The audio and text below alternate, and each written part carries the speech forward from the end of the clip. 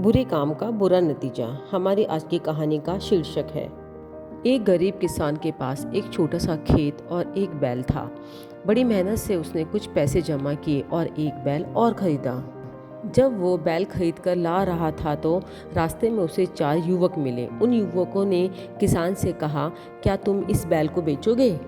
किसान ने सोचा, मैंने यह बैल 500 रुपये में खरीदा है।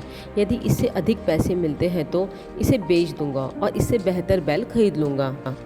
उस किसान ने उन लड़कों को बैल की कीमत 2000 रुपये बताई। लड़के बोले, कीमत तो ज़्यादा है, क्यों ना किसी समझदार व्यक्ति को पंच बनाकर फैसला करा लें। आप और हम यह वचन लेंगे कि जो भी कीमत पंच कहेंगे वो हम मान लेंगे। कुछ सोचकर किसान ने बैल बेचने का वचन दे दिया। थोड़ी देर बाद वहाँ से एक वृद्ध व्यक्ति गुजरे।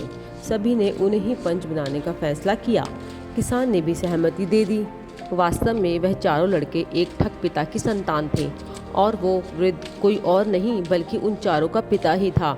उन्होंने पिता को ही पंच बना लिया। पिता ने बैल की कीमत मात्र 500 रुपये तय की। वचन में बंधे किसान को 500 रुपये में बैल बेचना पड़ा, लेकिन वो इस बात को समझ गया कि मुझे ठगा जा रहा है। अगले दिन किसान एक सुंदर महिला के भेष में उन चारों भाइयों से मिला और उनमें से किसी एक के साथ शादी करने की इच्छा व्यक्त की।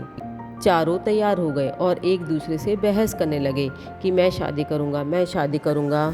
नारी के भेष में किसान बोला, जो मेरे लिए बनारसी साड़ी, मथुरा के पेड़े और सहारनपुर के आम सबसे पहले लाएगा, मैं उसी के साथ शादी करूंगी। यह सुन चारों शहर की ओर दौड़े। उनके जाने के बाद किसान ने उस ठग पिता को बहुत पीटा और वहां से चला गया। जब ठग के चारों बेटे वापस आए और अपने पिता को इस स्थिति में देखा तो मन कसौटते रह गए। वो कुछ नहीं कर सकते थे क्योंकि किसान का पता वो जानते ही नहीं थे। अगले दिन वह किसान एक वैद्य का भेष बनाकर उस वृद्ध ठग का इलाज करने पहुंचा और लड़कों को 4 जड़ी बूटी लाने के लिए अलग अलग भेजा। लड़कों के जाने के बाद उस किसान ने उस वृद्ध को फिर पीटा और अपना बैल लेकर चला गया। जब चारों भाई लौटे तो पिता को बदतर अवस्था में पाया। अब उन्होंने प्रण ले लिया कि कभी किसी के साथ ठगी नहीं करेंगे। इस तरह एक मामूली किसान ने अपनी समझदारी से ठगों को सुधार दिया।